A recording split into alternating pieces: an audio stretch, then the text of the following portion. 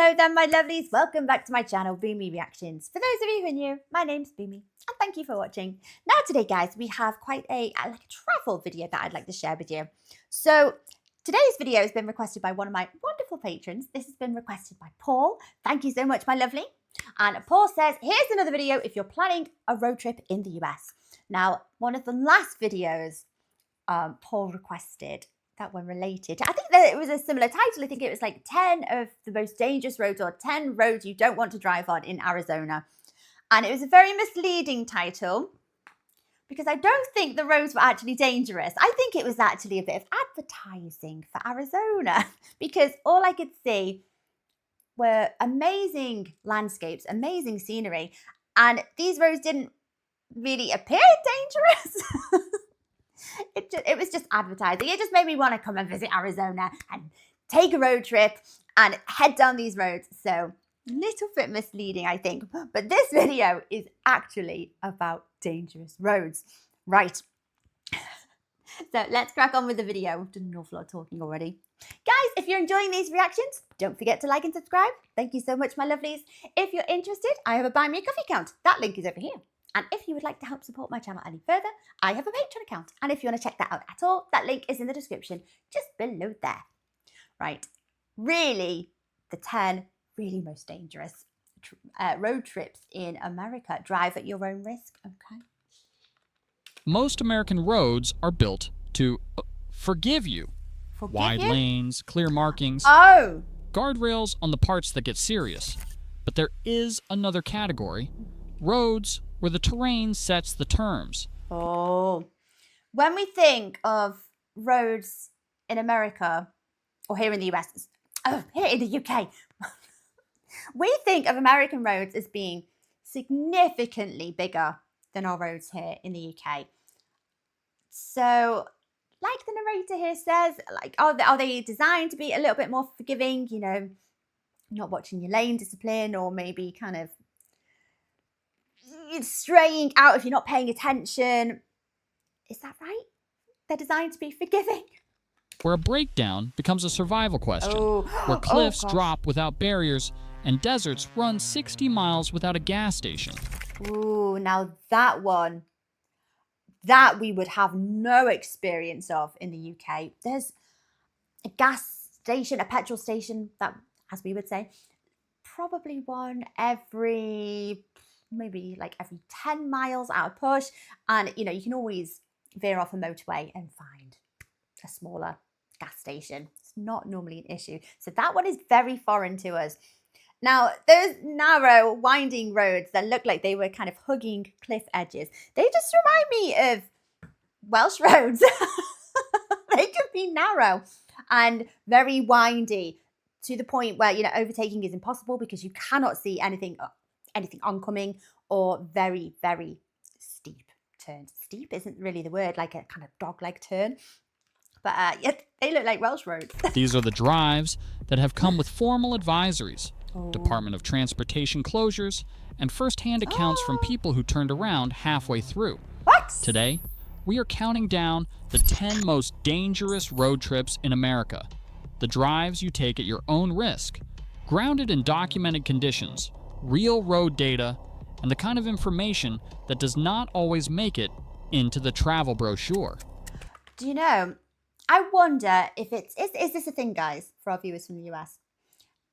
Is it ever a problem where some of your roads, because they're leading to very touristy places or just beautiful, scenic places, that people tend to divert their attention and focus on the landscape, the scenery, and it causes accidents? Is that actually a thing? Because from what I see, you've got so many stunning sceneries, landscapes going on here. I think that could be quite a possibility.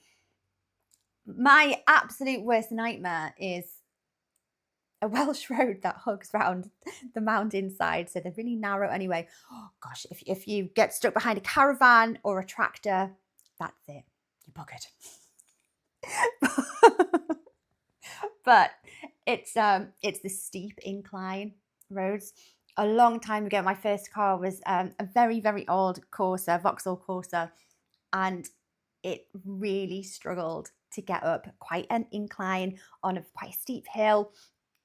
And it was actually terrifying because when you can't get up that hill in first gear, what do you do? It was really scary. At I'm number scared of 1, them since. there is a road so remote and so unforgiving that the state itself hands you a survival checklist before you attempt it. We'll get there. Let's hit the road. Number 10, the Needles Highway in South Needles Dakota. Highway. This 14-mile route through road. Custer State Park opens our list with a question every driver has to answer before they go. Does your vehicle actually fit? The Well, road winds between towers of gray granite and passes through valid tunnels question. cut directly into the rock. The tightest one, the Needles Eye, measures just 8 feet 4 inches wide and 12 feet 3 inches tall. oh my gosh, as soon as it said the name of this, the needles, I was thinking of the eye in a needle. Is that what it's named after? To try and fit your car through there? Yes. Yes, appropriately named. Holy moly. Do cars, RVs, camper vans, motorhomes, do they actually get stuck in like this? I suppose they would. Motorhomes, most trailers, and wide pickups do not clear it.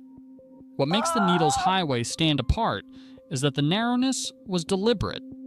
When Governor Peter Norbeck designed the route in 1922, he insisted it be as crooked and tight as the terrain allowed.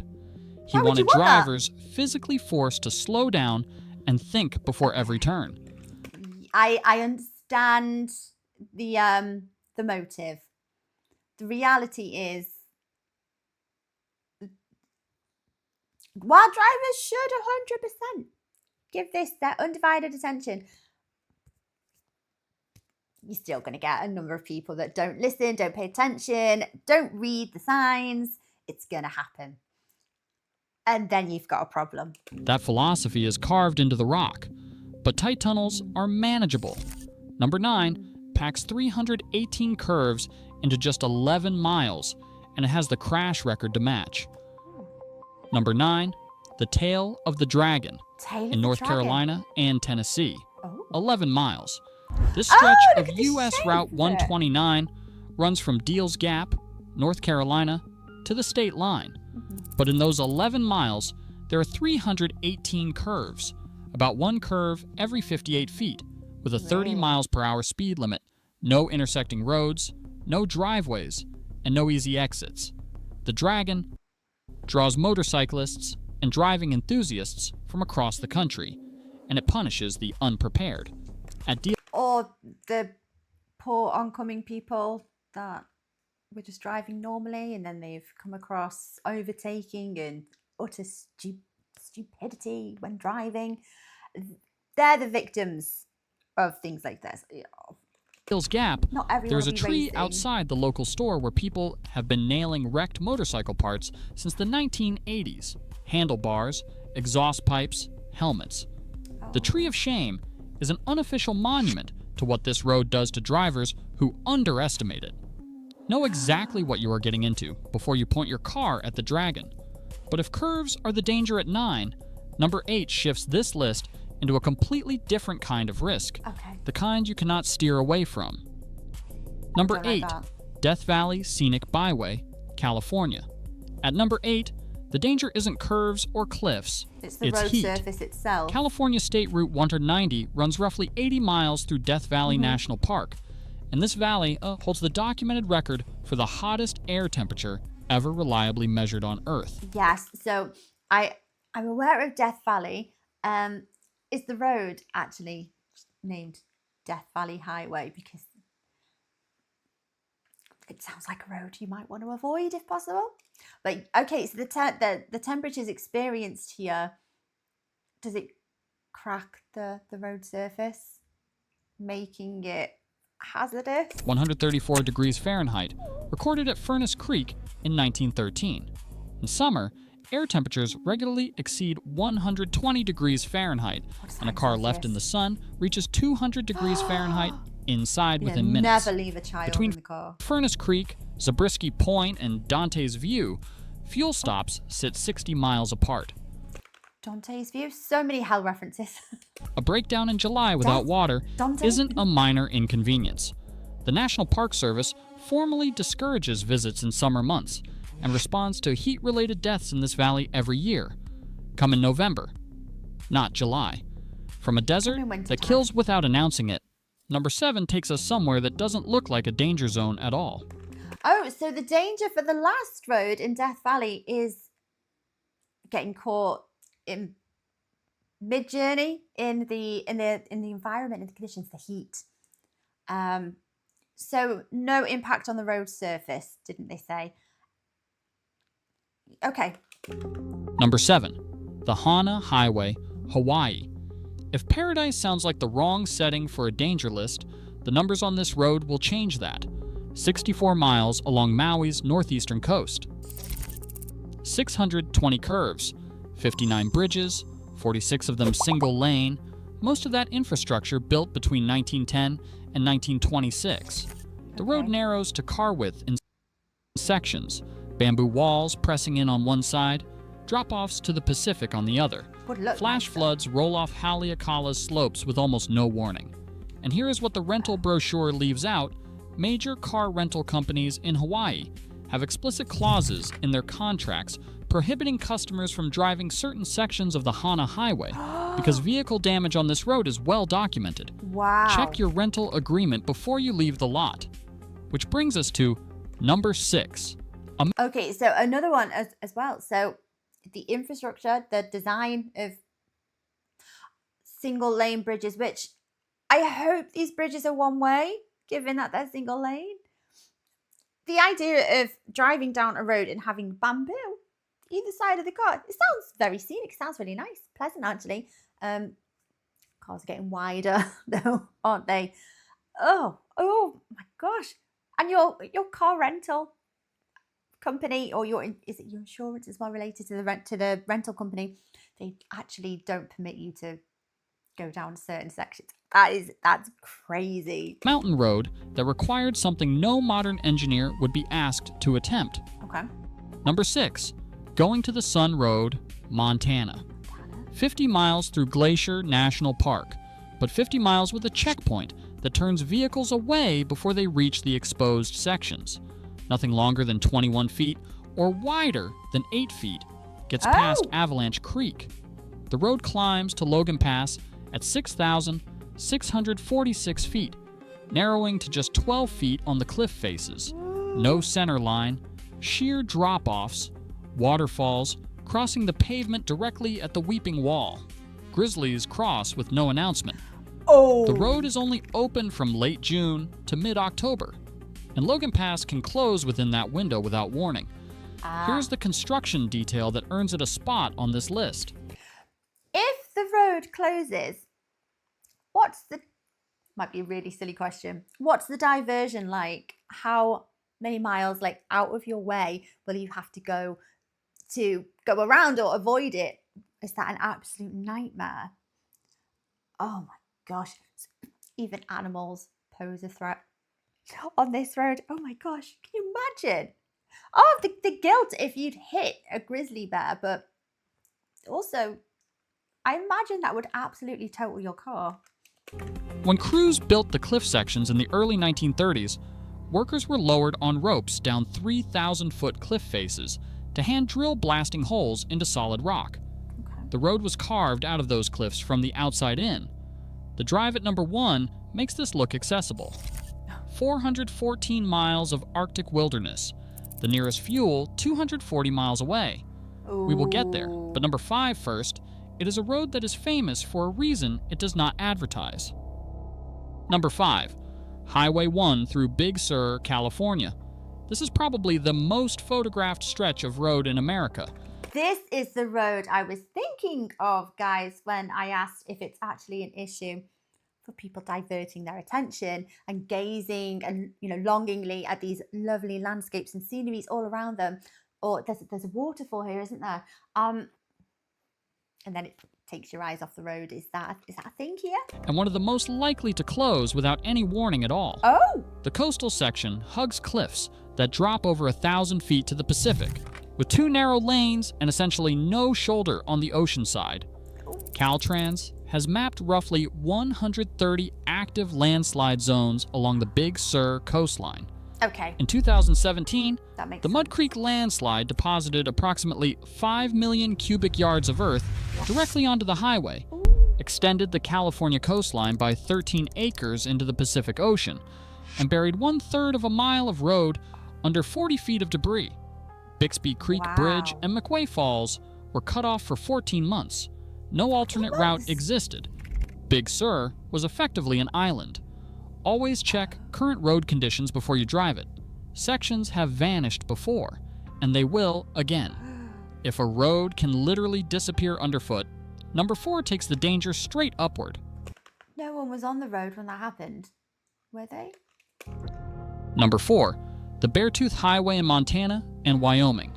U.S. Route 212 runs 68 miles from Red Lodge, Montana, to the northeast entrance of Yellowstone National Park, climbing from roughly 5,600 feet to 10,947 feet at Beartooth Pass, about 5,000 feet of elevation gain through switchbacks above the tree line at high elevation.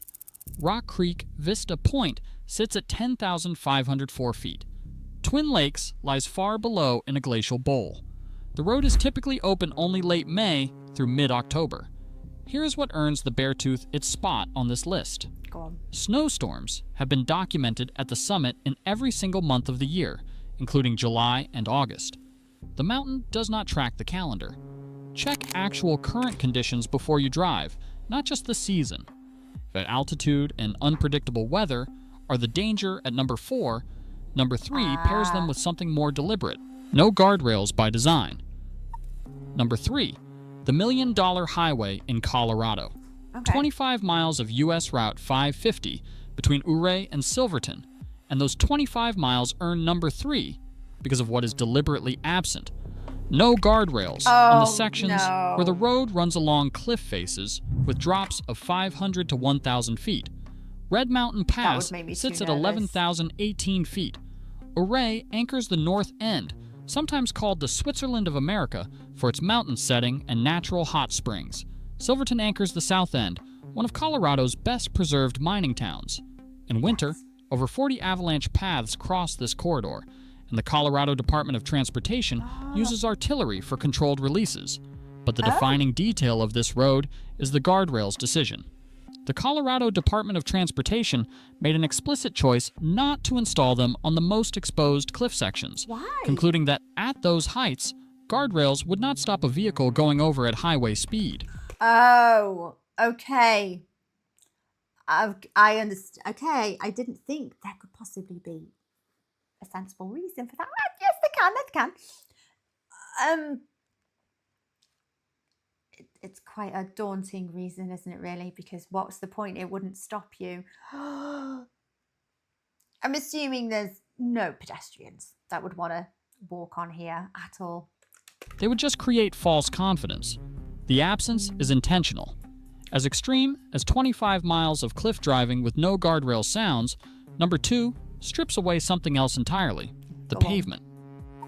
Number 2, the Moki Dugway in Utah. 3 miles. That's all the Moki Dugway adds up to. 3 miles of unpaved switchbacks on Utah State, Route 261, dropping 1,100 feet from the top of Cedar Mesa to the desert floor at a 10% grade. No guardrails.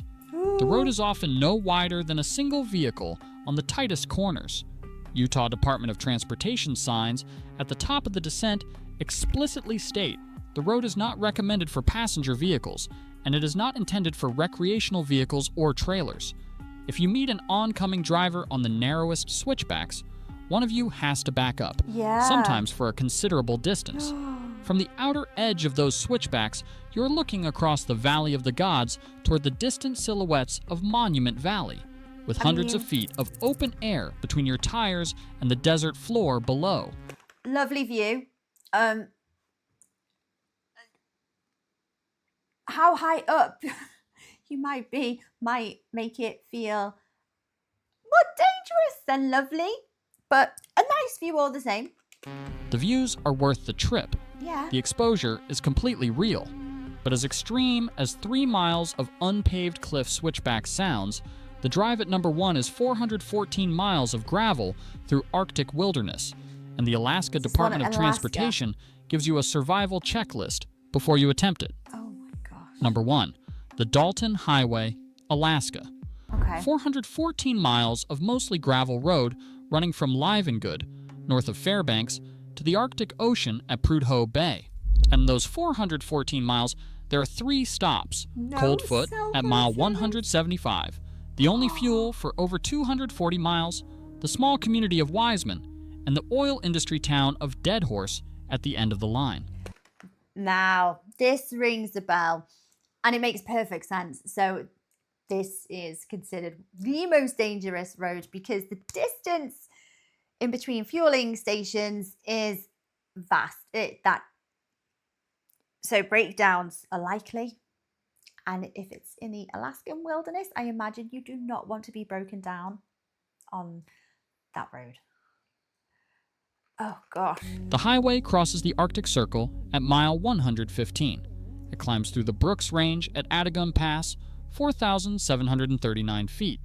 The surface is gravel and washboard throughout most of the route. Cell service is essentially non-existent for the full 414 miles. That's not good. Supply trucks bound for the Prudhoe Bay oil fields run this road around the clock, and they have the right of way.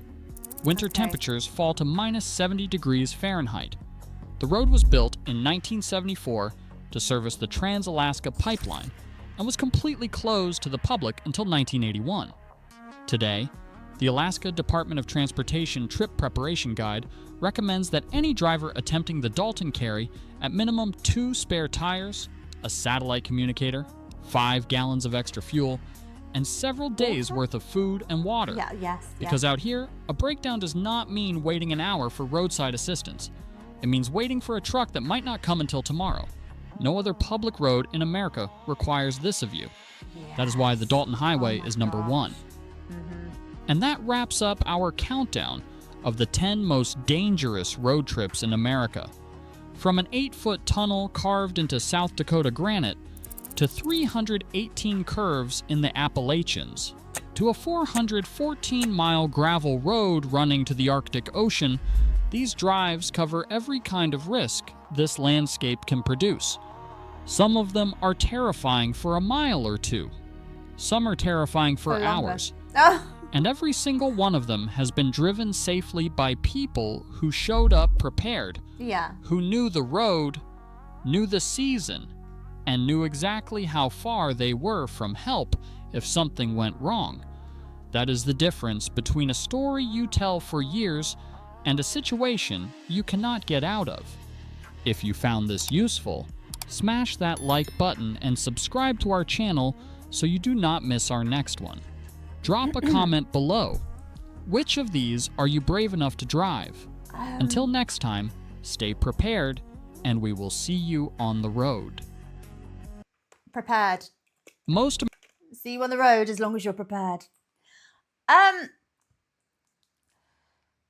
imagine there's a lot of these breakdowns and a lot of these stranded people or people that get into trouble because they haven't prepared adequately for a road trip or passing through these roads. How many of them are tourists? I imagine it's probably quite a few. The number 1, Dalton. That sounds... It sounds terrifying because you can just see there's a number of things that can go wrong. Oh my gosh, to even have a checklist it's kind of crazy. 2 tires, a supply of food and water. What was the other one? That's adequate fuel. Do they have to ask you how much fuel you have to actually make the journey? And you've got no cell phone coverage as well. So if anything happens out there, you are stranded until the next passing vehicle, and should they decide to pull over and help. That is slightly terrifying. The road in Utah, the high elevation. I mean, the views must look amazing. A combination of the heat. Oh gosh, and how high up you are with no rails. That I don't like heights. So for me, that might be the worst one. Absolutely nuts. I think number 10, can that just not easily be solved by carving a little bit more of a way for cars to be able to comfortably fit through? Or would that just invite more like HGVs and like big lorries and things to travel through there? How many get stuck? Just out of interest, how many get stuck? Like, I want to say, does it happen every day? Does it happen every week? We have the same roads around here, the same, not quite motorways, but like A roads, and they have the same stretches of roads always having crashes on them. It's almost like every other day. Crazy.